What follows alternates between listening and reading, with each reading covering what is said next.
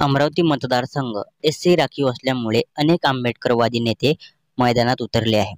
Republican सेनेचे आनंदराज आंबेडकर देखील उभे राहत आहे. त्यामुळे ते जोरदार प्रचाराला लागले आहे.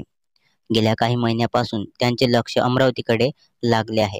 तर तिवसा मतदारसंघातील आमदार यशोमती ठाकूर यांनी बळवंत वानखेडेचे काँग्रेसला नाव सुचवले होते. त्यामुळे बळवंत वानखेडे यांना तिकीट जाहीर झालेले आहे.